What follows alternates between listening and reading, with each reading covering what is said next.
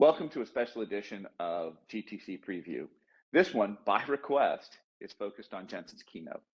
Jensen's keynotes are always super exciting. There's a lot of visualization to them. There's a lot of new announcements, and it can actually go on for quite a long time, but I've never actually been bored. Moving this from his kitchen into the SAP Center and doing it live is going to be interesting. In some sense, I feel like this is a watershed moment to see how it is handled.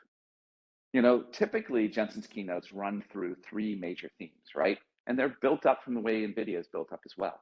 One of them is the new silicon, what's coming there. And we know some of the things that have been leaked already or have been discussed, like Blackwell and some of the other choices there. The next generation of the Grace Hopper complex. The second, and DPUs, of course. The second is around the ecosystem that they're building.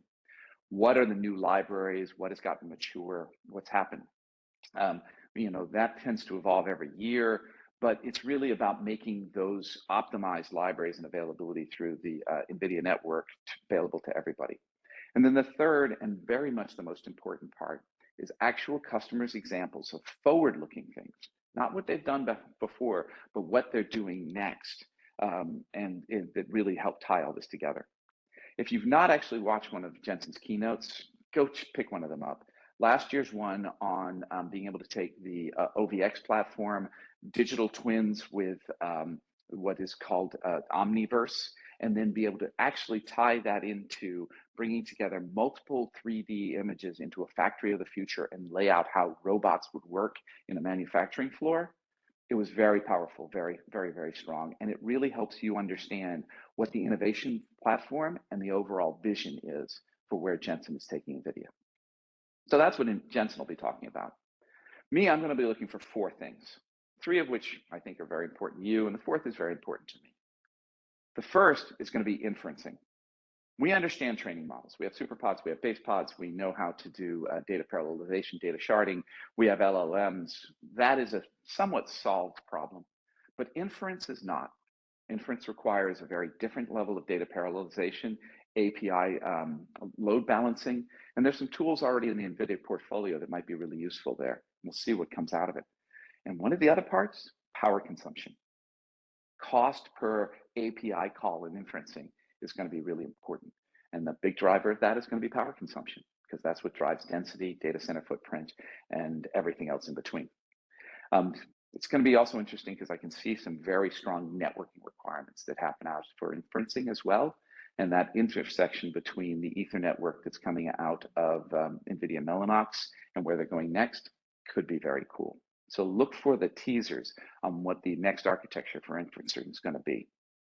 The second thing is always ecosystem. And with Gen AI, it's going to be everywhere. But for me, it's not just the Gen AI ecosystem.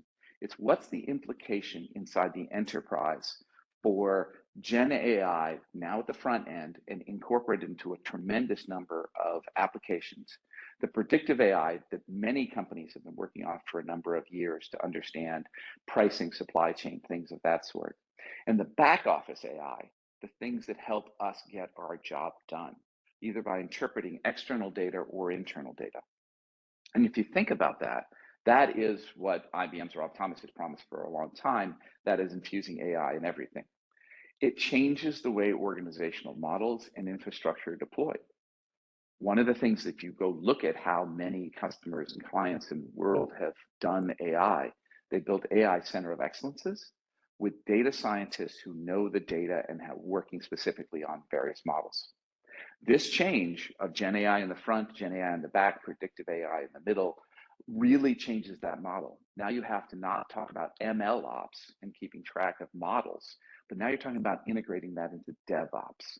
How does my mobile application, how does my end customer's web face, how does that use AI? And so that data flow and that organizational flow and that governance flow is going to be very different in the next several years. We won't even recognize it, I think. So I'm going to be looking for that for my point number two. Point number three is really the thing that always happens. NVIDIA and Jensen have really been very strong at creating full solutions per vertical.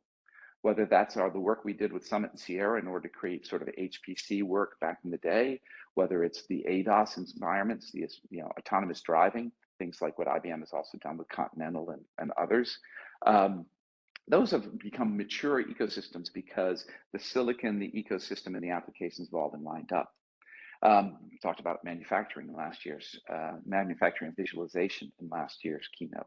This year, I wonder what it's really going to be. Part of me thinks, and I know that it's going to be around that enterprise AI and the data. And I think about and I speculate whether or not the image is going to be, is SAP the center of the new ERP world? And so we're going to see ERP, which already has been able to take advantage of like accelerated Spark with Rapids. Are we going to see it much more integrated into that space? So I don't know this. This is me just purely speculating, but I think that might be a really cool next vertical or next market or segment for NVIDIA to invest in. And then the fourth thing is something I care about, which is NVIDIA has always had an inception program, good foundation. I actually work with people who have been trying to use and successfully using AI in ecosystem or in ecology, in camera traps. It's actually something my daughter did for her final year at school, was using AI in camera traps. We also are looking at AI models for climate change, and there's been a lot of investment in the last year that NVIDIA has been able to do in that space. So for me, I'm also looking for that kicker. How is AI going to be used for good? Will we use it to model carbon capture for kelp forests? I think we can do that. I think there's some things to be learned there. We already know that there's a massive goal to be able to do a full model AI. So we'll see what happens. So this one is definitely run long. I know it's been more than a minute. I apologize for that, but hopefully it's been interesting to you, and I hope maybe I'll see you at the SAP Center on March 18th. And if not then, set up some time. Let's talk. I'll let you know what I really think.